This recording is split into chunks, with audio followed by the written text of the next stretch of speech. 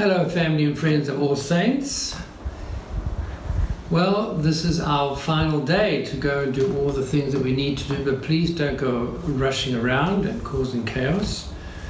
We can survive and we can go out when we need to buy what is needed. So, as things stand at the moment, we are going down in what the world calls a lockdown, but I wonder if we can think of it differently.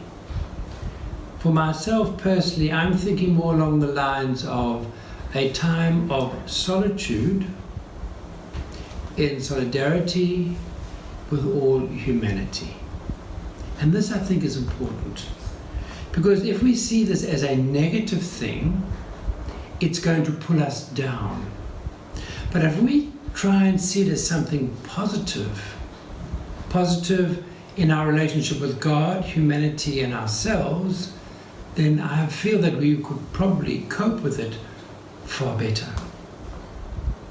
So a time of solitude, in other words, time of being peaceful, time of reflection, excuse me, but not just for myself, because that would be selfish, but to bring me into a greater connectivity with every human being on earth, as well as every created thing. We know that creation is dealing with it in a totally different way. Pollution levels are down. The craziness of rushing to work and back is being released. So there are many, many positive things that are happening. Not to forget the incredible death if we do not do simple things like washing hands and keeping a distance. So let's use this as a time of meditation.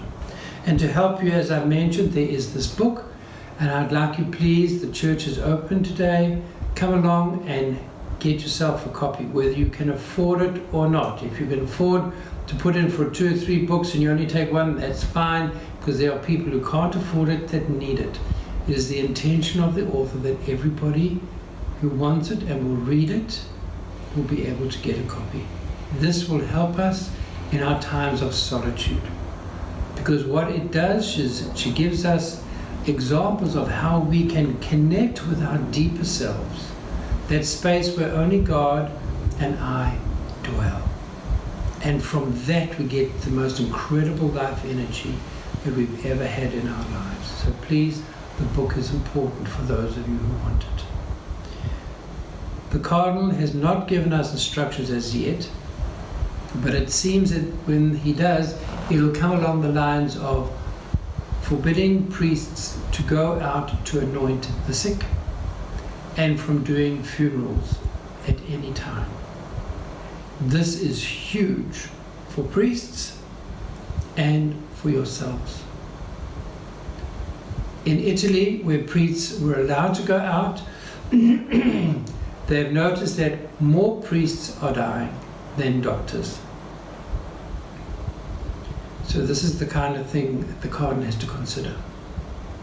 To suspend us going out and giving you indulgences, or taking the risks of the priests dying.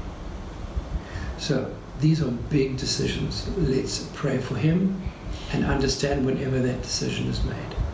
Holy Week, of course, is all suspended.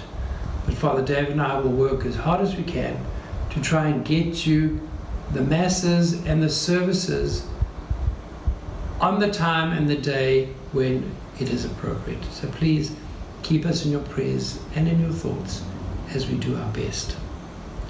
So let's look at this as a positive time to reconnect with God and not to be negative, because if we're negative, it's going to be a long, laborious time. So let's not look at it as a lockdown, but as a time of solitude in solidarity with all humankind. God bless you.